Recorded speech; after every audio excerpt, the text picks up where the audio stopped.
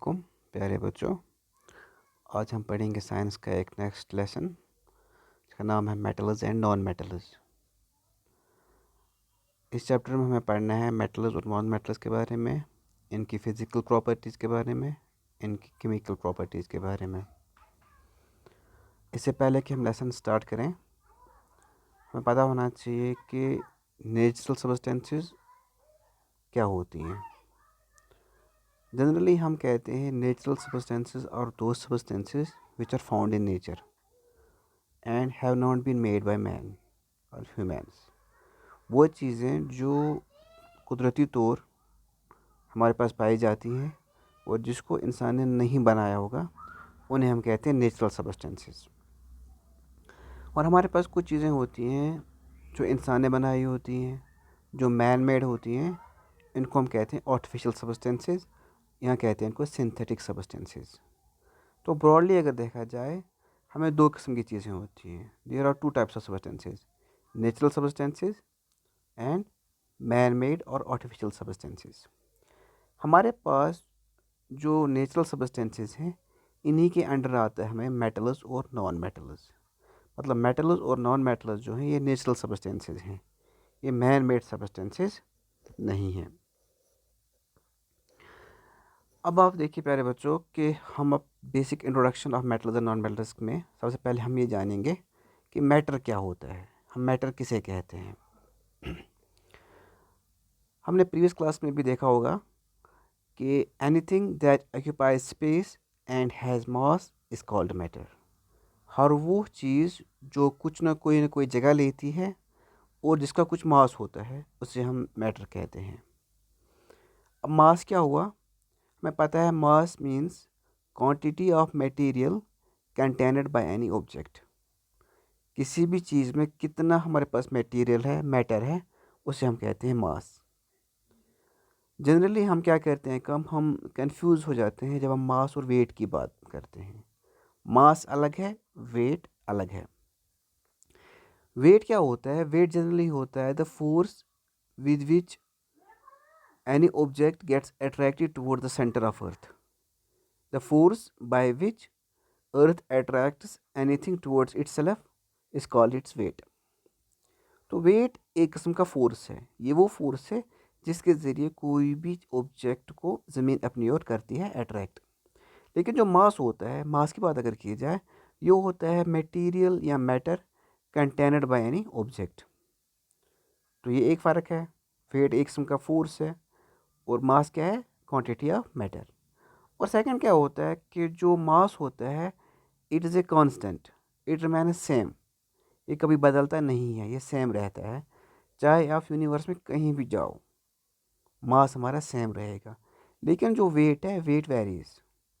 ज़मीन पर भी वेट वेरी होता है फ्रॉम प्लेस टू प्लेस। और अगर हम मून पे चले जाएं, तो हमें पता है हमारा वेट वहाँ पे 1/6 दैट ऑफ द अर्थ होता है। जो हमारा वेट ज़मीन पे होगा, इसका छठा हिस्सा हमारा वेट मून पे होता है। तो मास और वेट दो अलग चीज़ें हैं। तो कहने का मतलब मेरा ये है कि हर वो चीज़ जो कोई ना कोई स्पेस ऑक्यूपाई करेगी और जिसका कुछ मास होगा, उसको हम कहते हैं मैटर। अब हमारे पास एक साइंटिस्ट थे, जॉन डाल्टन। इसने एक थ्योरी दे दी, that's known as Dalton's atomic theory. इस थ्योरी में डाल्टन बोलते हैं कि हर चीज़, हर मैटर जो है, ये एक्चुअली मेड अप होता है एटम्स का। Dalton gave Dalton's atomic theory, in which he clearly said matter is made of small particles called atoms। मतलब जो हमारे पास जितना भी मैटर है, इसमें जो ये बना होता है स्मॉल पार्टिकल्स का, उन स्मॉल पार्टिकल्स को हम कहते हैं एटम्स। और यही एटम ज्वाइंटेड होते हैं एक दूसरे के साथ और फाइनली बनता है हमारा मैटर। तो हमें कहने का मतलब यहाँ पे ये है कि डाल्टन एटॉमिक थ्योरी थी, इसमें इसने कहा कि जितना भी मैटर हमारे पास है, चाहे मेटल्स हो चाहे नॉन मेटल्स हो, या जो भी मैटर हमारे पास है, ये बेसिकली बना होता है एटम्स का। तो इसके बाद हम देखेंगे कि हमारे पास एक साइंटिस्ट थे, नील बोहर। नील बोहर ने हमारे पास स्ट्रक्चर ऑफ एटम दे दिया। इससे पहले बहुत सारे साइंटिस्ट आ गए हैं जिन्होंने बहुत कोशिश की कि हम उन्होंने स्ट्रक्चर ऑफ एटम के बारे में बोलने की बहुत कोशिश की। जैसे हमारे पास जे थॉमसन थे, रदरफोर्ड था, उसने अल्फा स्कैटरिंग एक्सपेरिमेंट किया था। लेकिन जो मोस्ट सक्सेसफुल और जिसने मतलब most of the properties atom की बताई, वो था नील बोहर। नील बोहर ने स्ट्रक्चर ऑफ एटम दिया। इसमें इसने कहा कि हमारे पास एटम में 3 सब एटॉमिक पार्टिकल्स होते हैं, मतलब वो पार्टिकल्स जिनका साइज़ एटम से भी छोटा होता है, या मैं कहूँगा बेस ये फंडामेंटल पार्टिकल्स ऑफ एटम हैं जो जिनसे मिलके कोई एटम बनता है। एक इसमें होता है हमारे पास प्रोटॉन, और होता है न्यूट्रॉन, और होता है इलेक्ट्रॉन। नील बोहर ने जो ब्रॉडली कहा, जो बड़ी बात मतलब मोटी मोटी बातें जिसमें कही, इसने ये कहा कि हमारे पास किसी भी एटम का जो मास होता है कंसनट्रेटेड होता है इसकी न्यूक्लियस में, और जो न्यूक्लियस होता है न्यूक्लियस में दो किस्म के पार्टिकल्स होते हैं मेनली। एक को हम कहते हैं प्रोटॉन और सेकंड को हम कहते हैं न्यूट्रॉन। और न्यूक्लियस के इर्द गिर्द हमारे पास ऑर्बिट्स होती हैं जिनको हम शेल्स भी कहते हैं या एनर्जी लेवल्स भी कहते हैं। इन एनर्जी लेवल्स में हमारे पास इलेक्ट्रॉन्स होते हैं, और ये इलेक्ट्रॉन क्या काम करते हैं, ये करते हैं रिवॉल्व अराउंड द न्यूक्लियस। और फिर इसने कहा हमारे पास एनर्जी लेवल 1 2 3 4, इसने कहा इसको शेल्स का नाम दिया, K shell, L shell, M shell, N shell. और इसने ये भी कहा कि हमारे पास फर्स्ट शेल में 2 इलेक्ट्रॉन्स होते हैं, सेकंड में 8, फिर 8, फिर 18, फिर 18, फिर 32 वगैरह। तो कहने का मतलब ये है कि हमारे पास एक साइंटिस्ट थे नील बोहर, और नील बोहर ने हमारे पास स्ट्रक्चर ऑफ एटम दिया। और नंबर 2, हमारे पास जो एटम होता है इसमें सब एटॉमिक पार्टिकल्स होते हैं जिनमें हमारे पास प्रोटॉन, न्यूट्रॉन, इलेक्ट्रॉन होते हैं। और प्रोटॉन और न्यूट्रॉन जो होते हैं ये न्यूक्लियस में होते हैं। और हमारे पास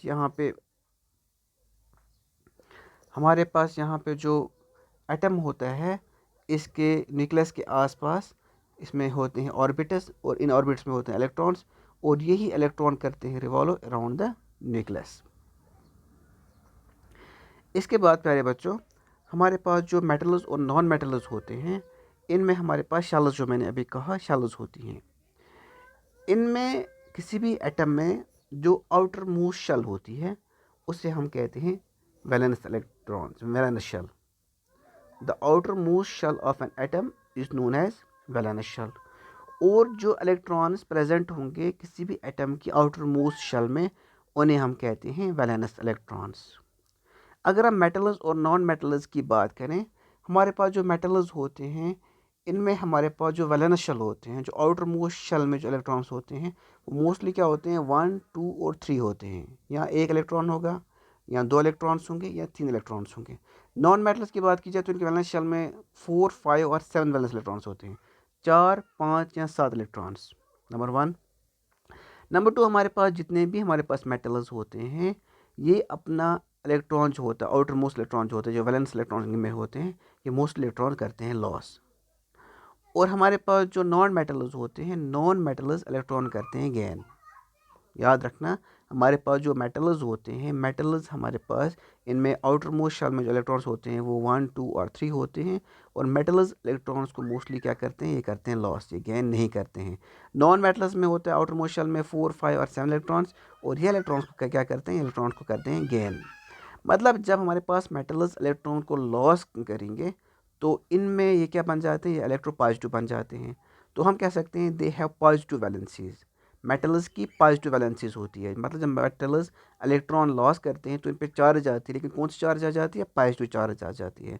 नॉन मेटल्स जो होते हैं, नॉन मेटल्स इलेक्ट्रॉन्स को क्या करते हैं, इलेक्ट्रॉन्स को गेन करते हैं। तो इनमें जो चार्ज आती है वो नेगेटिव चार्ज आती है, तो हम कह सकते हैं दे हैव नेगेटिव वैलेंसीज। कल हम पढ़ेंगे physical properties of metals and non metals.